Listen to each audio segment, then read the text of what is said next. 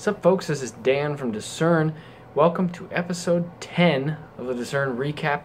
We made it, 10 episodes. Thank you for being along for the ride. Those of you who watch this show, I am glad to have you along. Really, I'm glad you're a part of this. Stay with me, and we'll keep this thing going. 10, 20, 30, 40, who knows how long. On this show, I bring you a small selection of my favorite new albums, EPs, and singles each week from the broad category that is Christian music. I bring you my recommendations of new music. New episodes of this show drop every Wednesday. If you want to be sure you don't miss any episodes, if you haven't done so yet, please subscribe to this channel. I greatly appreciate it. Join the community that we're building over here, this little pocket of the internet. If you want to get involved in the show, you have something to say, you could, let's flip it around this week, you could comment below, no, that's not flipping it around, that's what I always say first. You could email me. You could email me, discernreviews@gmail.com. You could tweet at me, @discernreviews, or you could comment below.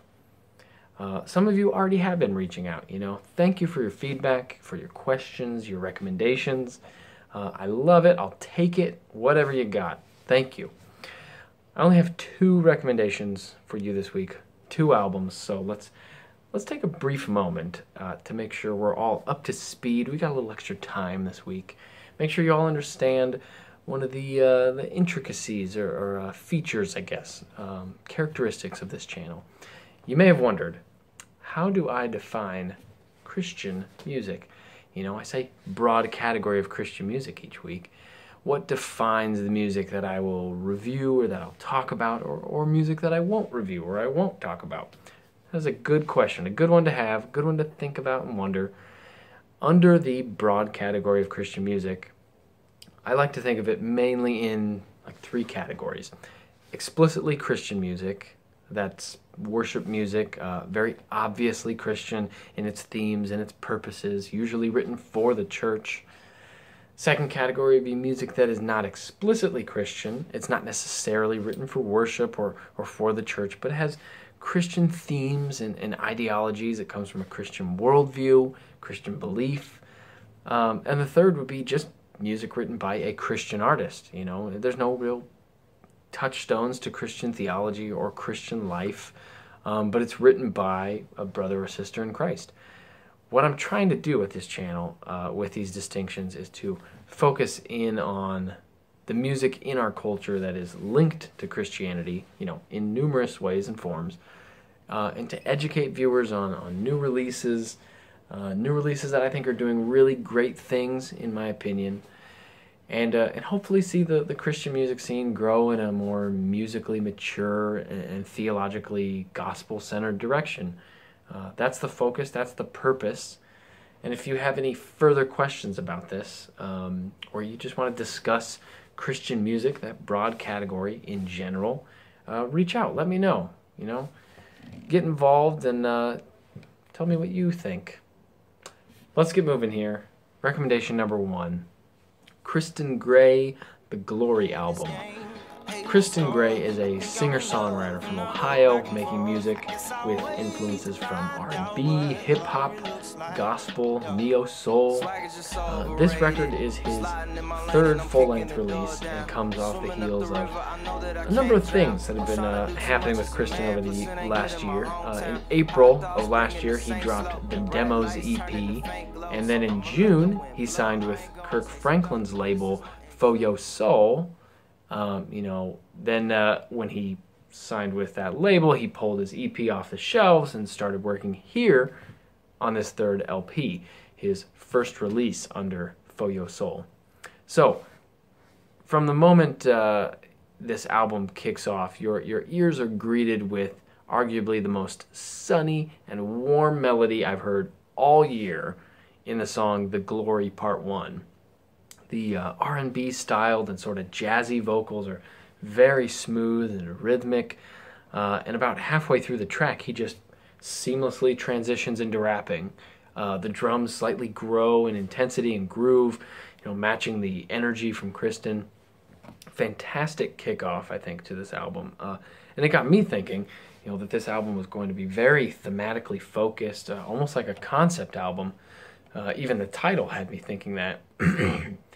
But as the tracks unfolded, I realized that isn't so much the case. The opening track and Glory Part 2, have recurring themes, no doubt. But the other songs in the track listing don't relate very strongly, I think, to that theme. Even so, let's take the tracks for what they are. Throughout the record, you do get a feel for Christon's soulful, graceful side with lots of vocal embellishments, a good amount sung in falsetto, very jazz and gospel and funk inspired piano and drum parts like on Afraid With You or the song Follow You. But you also see his hard-hitting trap production side, his heavy hip-hop influence like on Connor McDee's and a handful of other tracks. I can't say I understand the purpose behind the constant back and forth switching it up, between the styles, but I like that you see his flexibility and his variance. This album is anything but one-dimensional. A few other things I loved here. I loved his clever references to 50 Shades of Grey, Christian Grey, anyone, the main character of that book, movie, waste of time. I also love the song Blackmail, which is a deep and tastefully delivered critique of our culture's systematic oppression of black males.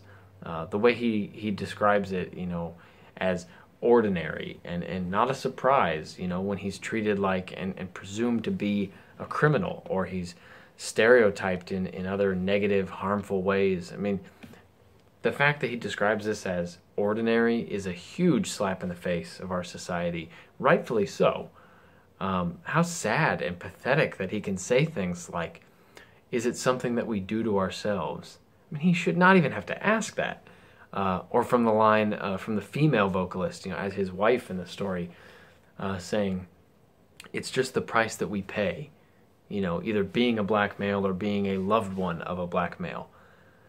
Oh, no, nobody should be paying a price for being black. It's painful. It's a painful story-driven song that puts you right in the shoes of being a black male, being someone like Christon Grey, and the loved ones around him. And I think it is really cool, too, though, to see this song spill into Follow You, the next track and the final track on the album, because you see Christon still keeps the perspective in view. He still sees his sovereign and gracious God, even in the bleak context of the events of the track Black Male. Really cool to see that transition, to see both of those songs and how they actually work together in a sense. Overall, this is a pretty good album from Christon Grey. A good showcase, I think, of his many talents and solid songwriting ability. At least give this album a listen from the opening track. At least check that one out. Killer melody. So cheery and lighthearted. It's fantastic. 3 tracks to get you started. My favorites. The Glory Part 1, Connor McDee's, and that last one I mentioned, Blackmail, which is spelled black male as in human male, and then in parentheses, blackmail as in blackmailing somebody. Genius. Very clever. So, let's move on. Next recommendation, Chantae Cann, Journey to Golden. Chantae Cann is a singer-songwriter from Atlanta, Georgia, making music that's a blend of soul, jazz, and world, which is too broad of a word to be a music genre, but it is. Chantae has been a backing vocalist for a good handful of artists, and she's now decided to branch out into her own solo career. So this album is actually her debut, her first solo record. This is an album that I think would usually pass me by. I can't say that I'm very well versed or knowledgeable about the musical categories of soul, jazz, gospel, or even world music. It's just not usually something that has spoke to me or pulled me in the past. But there, here on this album, is an undeniably cool and chill feel to these tracks that are incredibly inviting and just complex and intricate enough to keep you relaxed and yet totally not bored. Throughout this record, there's some great piano work, great groovy bass and percussion, accentuating horns and strings. Actually, the Grammy-winning jazz fusion band Snarky Puppy even had a few guest appearances on this record too, which is a pretty stellar crew to work with. There's a lot of talent in that group. There's a lot of riffing on this album too, songs that just spin off in the latter half and into these little jam sessions with the vocals letting loose and flowing around just as freely as the instruments. You see that on songs like on the opening track, and you see that on those interludes as well.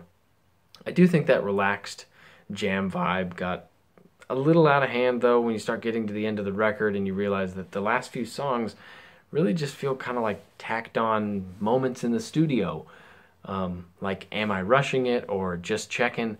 I mean, is that really the best way to end the record? Why is that the final taste in my mouth?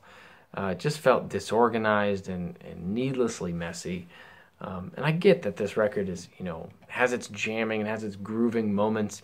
I could grant you, I guess, that if you look at those tracks as sort of an extended outro of the track Free Your Dreams, which is definitely the climax of the record, lots of vocal energy and punch, significant change in pace.